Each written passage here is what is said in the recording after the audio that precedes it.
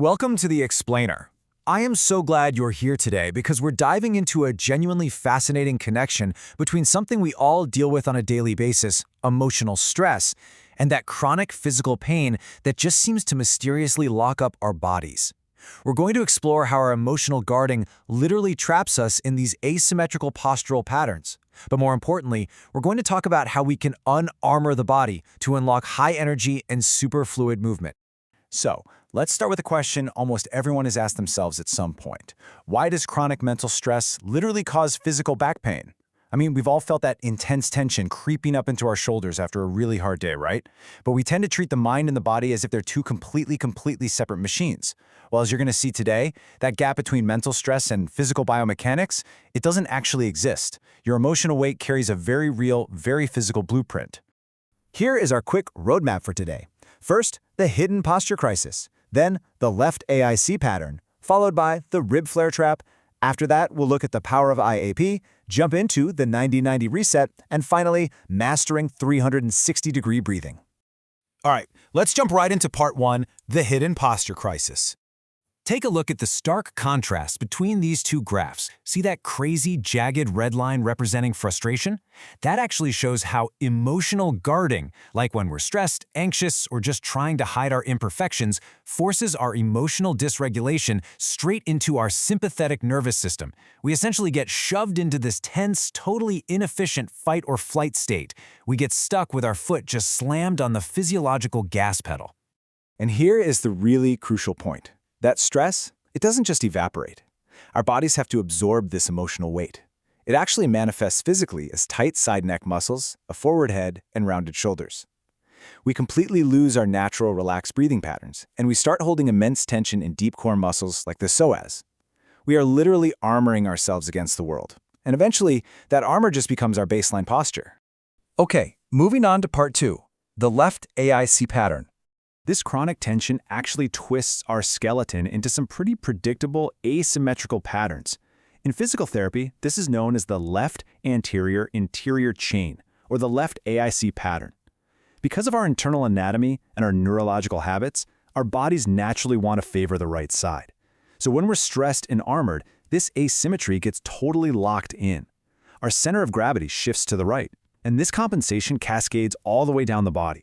It causes lateral pelvic shifting, frontal plane instability, and even excessive external tibial rotation. Basically, your lower leg bones are literally twisting outward.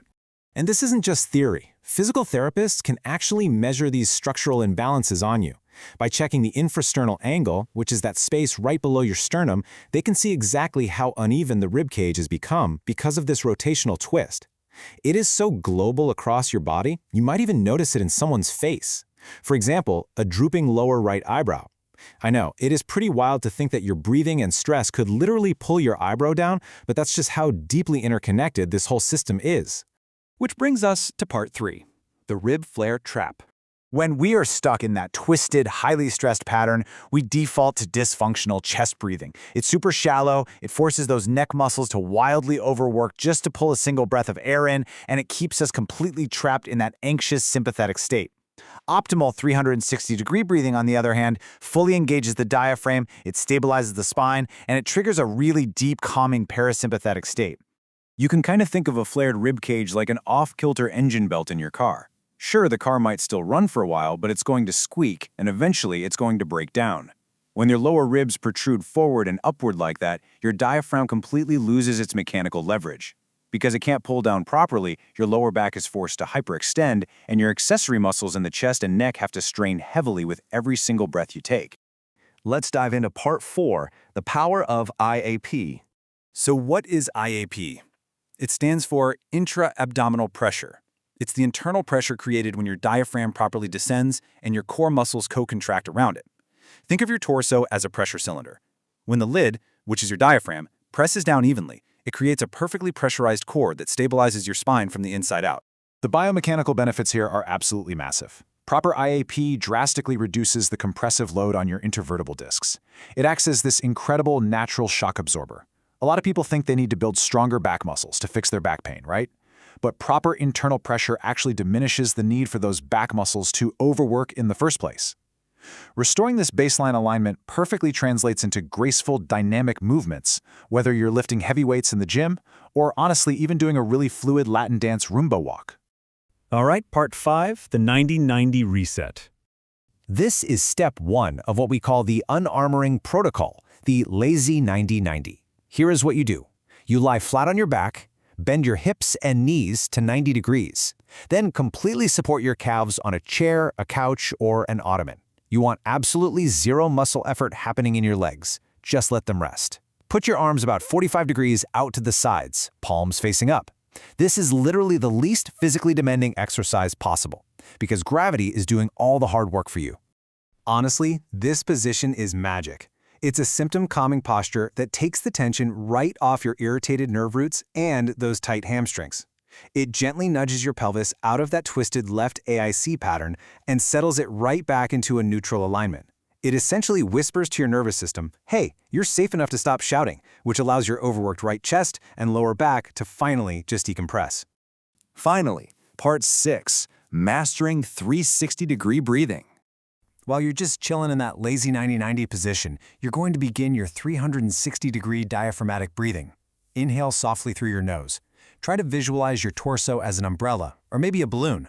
You want to fill your entire ribcage three-dimensionally. Feel it expanding gently through the front, the sides, and, this is absolutely crucial, the back, all without shrugging your shoulders up toward your ears.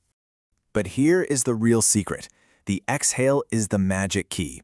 Long, slow exhales physically drop those flared ribs back down into their proper place. This stimulates the vagus nerve, which turns off your overworked neck muscles and just melts that tension away. You'll know you're doing this right because the markers of success are pretty clear. You'll start to see improved facial and shoulder symmetry, totally relaxed neck muscles while you breathe, and eventually you'll even hit a higher CO2 breath hold time of 40 seconds or more. Yeah, 40 seconds.